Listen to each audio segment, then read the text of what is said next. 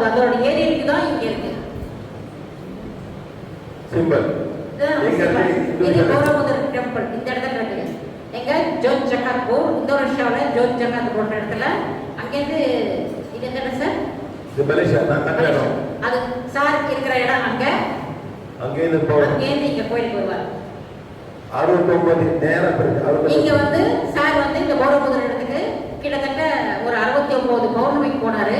35வது பௌர்ணமிக்கு போகும்போது அவருடைய வேண்டுதல் என்னன்னா, மக்கள் நல்லா இருக்கணும், ஒரு இளைய வழியை காட்டுங்க, நம்ம மக்களுக்கெல்லாம் நல்லது செய்யற பிரார்த்தனையை அவரை வச்சுட்டு அவர் ப்ரே பண்ணுவாங்க போனா. ஸோ இறைவன் அவருக்கு ஒரு நல்ல விஷயத்த இன்ட்யூஷன் உள்ளுணர்வாக அவருக்கு கொடுத்தாங்க.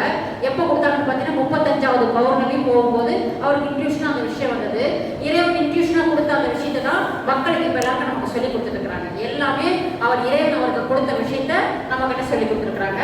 நம்ம அதை தெரிஞ்சுக்கிட்டு நம்ம யாருக்கு முடிஞ்சா எல்லாருக்கும் சொல்லிக் கொடுக்கலாம். ஏன்னா இது இறைவனுக்கு பொதுவான விஷயம், யார் வேணா இதை செய்யலாம், கரெக்டாக புரிஞ்சுட்டு செய்யலாம், அவ்வளோதான். இதுதான் இந்த பௌரமுதர். இப்படிதான் இருக்கும். அது எத்தனை அடி எத்தனை ஃபீட் அப்படிங்கிறதுலாம் இதில் ஒரு கணக்கு போட்டுருக்காங்க. இதில் வந்து உள்ள பூந்தெல்லாம் போக முடியாது. படியேறி போனோம்னா மேலே ஒரு டியூப் இருப்பாங்க, அந்த இடத்துக்கு நம்ம போயிடலாம். அப்படியே படியேறியே மேலே போயிடலாம். பௌரமுதரின் ஃப்ளைட்லேருந்து பார்த்தோம்னா இந்த மாதிரி நமக்கு தெரியும். பௌரமுதரின் நுழைவாயில் இது வந்து அந்த பௌரமுதர் சுற்றி சில நிறைய டூப் மாதிரி இருக்கும். அதுக்குள்ள இந்த மாதிரி புத்தர்கள் இருப்பாங்க. இந்த புத்தர்கள் ஒவ்வொருத்தரும் ஒரு புத்தர்கள் கொண்டு உட்கார்ந்துருப்பாங்க. 54 புத்தர்கள் இருப்பாங்க இதை சுற்றி. இப்படி ஒரு சின்னத்துல ஒவ்வொரு புத்தர்கள் உட்கார்ந்துருப்பாங்க. இது வந்து பிரம்மணன்றது. இது ஜோத் ஜக்காத் இடத்துல இந்த பிரம்மணன் இருக்குது. இங்க சிவன் விஷ்ணு துர்காலத்துக்கெல்லாம் நிஜமான சிலையாவே இருக்கும். இங்க மட்டும்தான் சிலை வடிவில் அவங்களுடைய இது வச்சிருக்காங்க. மற்ற இடத்துலலாம் சிவலிங்கத்துக்கு லிங்கம் வடிவா இந்த ஓவல் ஷேப்ல வச்சிருக்காங்க. இங்க நிஜமாவே சிவன் மாதிரியே இருக்கும். அந்த இடம் இந்த பிரம்மணன்ற இடத்துல இருக்குது. பிராணா சிகிச்சை சக்தி கோலை மட்டுமே பயன்படுத்தி குணப்படுத்தப்படுகிறது. இந்த வாண்டை வச்சுதான் நம்ம ஹீல் பண்றோம் நம்முடைய பிவிஹெச்ல. அடுத்தது அனைவரும் குணப்படுத்துவதாக இருக்க முடியும். எல்லாருமே குணப்படுத்த முடியும். அனைவருக்கும் அந்த ஆற்றல் உள்ளது. ஆனால் நீங்கள் எளிதாக கற்றுக்கொள்ளக்கூடிய ஒரு நுட்பமான வழிமுறையாகும். நாங்கள் உங்களுக்கு கற்பிக்கின்றோம், கற்றுக் கொடுக்கின்றோம். அடுத்தது கர்மா மற்றும் குணப்படுத்துதல். நம்முடைய பிரணவர்களுடைய முக்கியமான ஒரு கண்டென்ஸ் இது. நோய்வாய்ப்பட்டு தெரியாத நோயால் அவதிப்படுவது உங்கள் கெட்ட கர்மா என்றால் உங்களை குணப்படுத்துவது எங்கள் நல்ல கர்மாவாக மாறும். நாங்கள் உங்களை குணப்படுத்துகிறோம். அதாவது நீங்க நோய் எடுக்க துன்பப்படுத்துகிறீங்க, இது உங்களோட கெட்ட கர்மா. உங்களை நாங்க ஹீல் பண்ணதுனால எனக்கு அது நல்ல கர்மாவாக மாறுகிறதுன்னு சொன்னார். அதனால யாருக்கு நீங்க ஹீல் பண்ணாலும் உங்களுடைய கெட்ட கர்மா நல்ல கர்மாவாக மாறும். உங்களை குணப்படுத்துவதன் மூலம் உங்கள் கெட்ட கர்மா எங்களுக்கு வருவது கிடையாது. நீங்கள் மட்டுமே கர்மாவின் பாடத்தை கற்றுக்கொள்வதாலும் அதை சமநிலைப்படுத்துவதாலும் குணப்படுத்துதல் நடைபெறுகிறது. சமநிலைப்படுத்துதல் நம்ம மன்னிப்பறிக்க படிக்கிறோம் இல்லைங்களா, அந்த மாதிரி படிச்சு ஹீல் பண்றதுனால அது குணமாகுது. சமநிலைப்படுத்துதல் நியூட்ரலைஸ் ஆகுது அப்படிங்கிறார் கர்மா. அதை எப்படி குணப்படுத்துவது என்பதை நாங்கள் உங்களுக்கு கற்றுக் கொடுக்கின்றோம். கர்மாவை யாருக்காவது மாற்ற முடியுமா? எங்க அப்பா ரொம்ப கஷ்டப்படுறாரு, அவருக்கு பதிலாக நான் படிக்கிறேன், அவருக்கு பதிலாக நான் ஹீலிங் பண்றேன் அப்படின்னா பண்ணவே முடியாது. அவங்கவுங்க கர்மாவை அவங்கவுங்க தான் அனுபவிக்க முடியும். அவங்கவுங்க மன்னிப்பு படிச்சாலும் அவங்கவுங்களுக்கு ஹீல் ஆகும். நீங்கள் உங்கள் கர்மாவை சமநிலைப்படுத்த வேண்டும் மற்றும் அதை கையாள வேண்டும். யாராக இருந்தாலும் அவங்கவுங்க கர்மாவுக்கு அவங்கவுங்க தான் படிக்கணும். யாருக்காகவும் யாரும் படிக்க முடியாது. யாருடைய கர்மாவும் டிரான்ஸ்ஃபர் ஆக முடியாது, மாற்றவும் முடியாது. அடுத்தது சக்தி கோலை உபயோகிக்கும் நிகழ்த்துறைகள். இப்போ இதை வான் இருக்கு, இதை என்னெல்லாம் செய்யலாம்ன்றத ஒரு போட்டுருக்காங்க. சுத்தம் செய்ய தேவையில்லை. தினம் எழுந்திரிச்சு இதை கழுவுறது, பால் ஊற்றுறது, பூஜை பண்ணுறது, புனஸ்காரம் பண்ணுறது எதுவுமே தேவை கிடையாது. இதுக்கு மீண்டும் சக்தி ஊட்டணும்ன்ற எனக்கு கிடையாது. ஏன்னா எப்போவுமே இதுக்கு நான் ஸ்டாப் 24/7 எனர்ஜி வந்துட்டே இருக்கும். அந்த மாதிரி இதில் ப்ரோக்ராம் பண்ணி வச்சுக்கிறாங்க. இதில் ரீப்ரோக்ராம் எதுவும் செய்ய தேவையில்லை. அப்புறம் இதை வச்சு மந்திரம் மாத்திரங்கள் சொல்கிறது வேண்டாம். இது பூஜை ரூமில் வைக்கணுன்ற அவசியம் கிடையாது. பத்திரமா எடுத்து வச்சுக்கணுன்ற அவசியம் கிடையாது.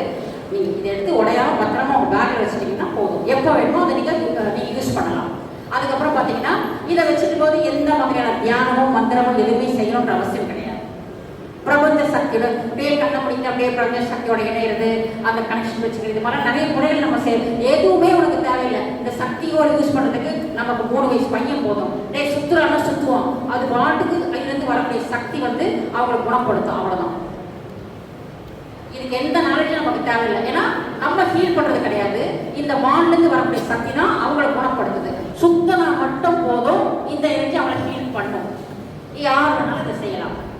அடுத்தது, எந்த வகையிலும் தீட்சை எடுக்க தேவையில்லை. நம்மளதுல பிஹெச்ல தீட்சை விஷயம் எதுவுமே கிடையாது. அதே நேரம் எங்களை சந்திக்க தேவையில்லை. அதாவது ஏன் எங்களை நீங்க பார்க்கணும், நீங்க வரீங்க, உங்களுக்கு கற்றுக் கொடுத்துட்டோம், நீங்க தெரிஞ்சுட்டீங்க, நீங்க போட்ட போய் செஞ்சுக்கலாம். திருப்பி நாளைக்கு எங்களை பாருங்க, நீங்க அதை தெரிஞ்சுக்கலாம். இந்த கிளாஸ் அந்த கிளாஸ் எதுவுமே கிடையாது. நீங்க அழகா புரிஞ்சுட்டீங்கன்னா நீங்க பாட்டுக்கு நீங்க செஞ்சுட்டே இருக்கலாம். யாருக்கு வேணா நீங்க ஃபீல் பண்ணிட்டு போயிட்டே இருக்கலாம். எங்களை கான்டாக்ட் பண்ணணும், எங்களை சந்திக்கணும், எங்களை பார்க்கணும் அவசியமே கிடையாது. தேங்க்ஸ் டு சிவா சார், அவ்வளவுதான், கொண்டு போயிட்டே இருக்கலாம். அடுத்தது, சக்தி கோளுக்கான விதிமுறைகள். உண்மையில் சக்தி கோளுக்கு எந்த விதிமுறைகளும் கிடையாது. எங்கு வேண்டுமானாலும் அதை எடுத்து செல்லலாம், அதை எங்கு வேண்டுமானாலும் வைக்கலாம், யாருடன் வேணாலும் பகிர்ந்து கொள்ளலாம். பிற விதிகள், நீங்கள் சைவமாக தான் இருக்கணுமானா கிடையாது. அது உங்க இஷ்டம். நீங்க இப்ப என்ன சாப்பிடுறீங்களோ சாப்பிடுங்க. சார், நம்ம பிராணாமலை கரெக்டா நீங்க படிச்சுட்டு வந்தீங்கன்னா நீங்க எப்படி இருக்கணும்னு நினைக்கிறீங்களோ அப்படி உங்களை மாற்றும். சும்மா ஒரு 10 மாச குழந்தை, 6 மாச குழந்தை, எந்த குழந்தைங்க வேணா இந்த சின்ன வயசுலேருந்தே இந்த குழந்தைங்க இந்த வாண்டை வச்சு யூஸ் பண்ணுவோம். இன்னைக்கு இதெல்லாம் பெரிய லெவல் பெரிய குழந்தைகள் ஆயிடுச்சு. இருக்கலாம் 13 வயசு குழந்தைலாம் இந்த குட்டிஸ் எல்லாம் இந்த குட்டியா இருக்கும்போதே இருக்கலாம். அந்த வாண்ட் கொடுத்துட்டா அது பாருங்க எப்படி அழகா அந்த பாட்டு வச்சிருக்கு பாருங்க. ஆனா அந்த குழந்தைங்களுக்கு தெரியும், அந்த ஆன்மாவுக்கு தெரியும் மேடம் இது என்ன. நமக்கு தான் யோசனை பண்றோம் எப்படி கேட்டு, ஆன்மாவுக்கு தெரியும். ஆன்மா படிச்சுக்கோங்க எல்லாத்தையும்.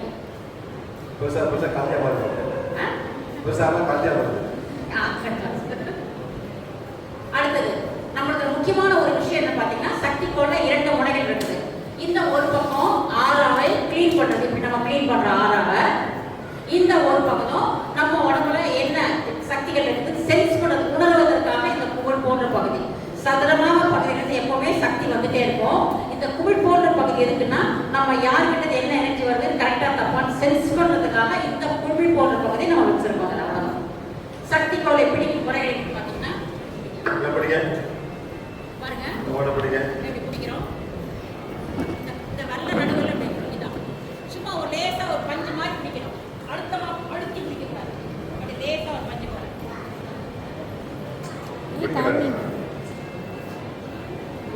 இதை பிடிக்கிறது தான் எல்லாமே யூடியூப்ல பார்க்கலாம். இப்படி பிடிச்சிட்டு இப்படி மூவ் பண்ணணும்.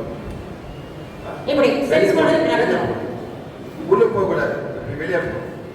நம்ம மூவ் பண்ணதுல தன்னால மாடு நகரும். அது சென்சிங் கிளாஸ். பட் இன்னைக்கு அந்த சென்சிங் கிளாஸ் கிடையாது. இங்க அந்த பையன் கால் வரைக்கும் பையன் பால் சொப்பாரு இருக்கு சொல்ற பையன் கால் வரைக்கும் வரல பாத்தீங்களா? அந்த பையனுக்கு கால் வரும், ஒரு கால் வருது கூட இருக்கிற படம் நாய் தான் பண்ணுறது. ஃபுல்லாக போயிட்டாங்க, சினிமா போய் போட்டோம். சினிமா ஷோ இருக்கா, ஃபுல்லு ஷோ இருக்கா, சினிமா ஷோ சரி இந்த சினிமா போக மாட்டீங்களா? அந்த மாதிரி இப்படி நவரும் நமக்கு மேடம். இல்லை நேரம் இப்படி முன்னாடி பிடிச்சிக்கோங்க. இப்படி இல்லை சார், இப்படி நம்ம முன்னாடி பிடிச்சிக்கோங்க. அப்படியே நகரும். சரி, நவரும்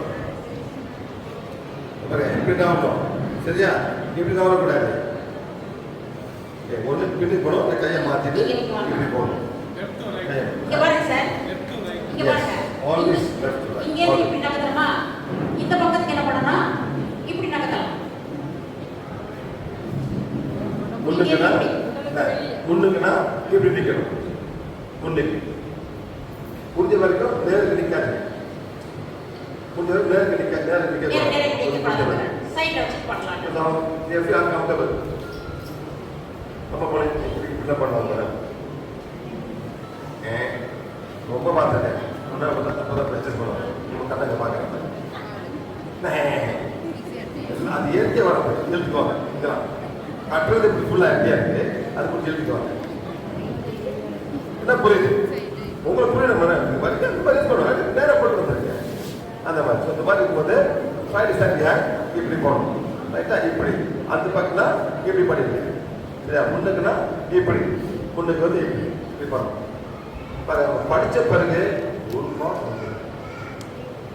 இப்போ இதே மாதிரி இப்போ இப்போ ஏதோ அவங்க தெரியல இங்கே வரல கிளாஸ் இவ்வளோ கோட்டைக்கு இருந்திருக்கோம் போகிற வரைக்கும் போகிற கண்டுபிடிச்சி இவன் அது செய்யலை அவன் பண்ணல இதுதான் பண்ணாங்க பயத்தரத்துல அவங்க இருந்துச்சு அப்போ கோட்டை வந்து சார் அது தூக்கமாக இல்லாமல் கூட இருக்கலாம் தூக்கமாக கூட இருக்கலாம் அது மாதிரி நின்னோம் பண்ணோம் இது வந்து ஆடி இது வந்து த்ரோட் சக்கரம் அது த்ரோட்டில் உள்ளுக்கு என்ன இருக்கு இது உள்ளுக்கு என்ன சார் இருக்கு தைராய்ட் கிளாண்ட் என்ன சார் இருக்கு இப்போ பரவாயில்ல thyroid okay good no problem இது உள்ளுக்கு என்ன இருக்கு pituitary gland hypothalamus pineal gland இதெல்லாம் உள்ளுக்கு இருக்கு உள்ள செக் பண்ணலாம் அப்புறம் கனியம் கனியம் இங்க இருக்கு இங்க இருக்கு கனியம் கனியம் போயிட்டு இருக்கு கனியம் வீக்கா இருக்கு என்ன செக் பண்ணிக்கலாம்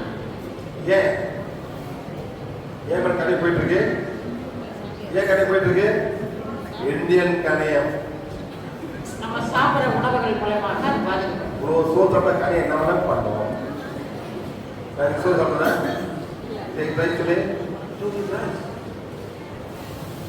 ஆரம்பிங்க நம்ம ஸ்டார்ட் எல்லாம் சோறு சாப்பிட்டியா என்ன சாப்பிட்டேன் சோறு சாப்பிட்டேன் இது சோறு சாப்பிட வாயில வருது சாப்பிட்டியா சோறு சாப்பிட்டியா என்ன சாப்பிட்டேன் சோறு சாப்பிட்டேன் இதான் ரொம்ப வாயில வருது சோறு தானே வருது அது ஒன்று நம்ம மைண்ட் அவ்வளோ ப்ரோக்ராம் பண்ணிடுது சோறை வச்சுட்டு மைண்ட் அவ்வளோ ப்ரோக்ராம் பண்ணிடுவோம் அது எங்க ஊர்ல உங்க ஊர்ல இருக்கிற சோறு சாப்பிட்டியா சாப்பிட்டியா என்ன சாப்பிட்டியா சோறு சாப்பிட்டேன் அந்த கோழி மீன் அது பேச மாட்டேன் சோறை மட்டும் சாப்பிட்டேன்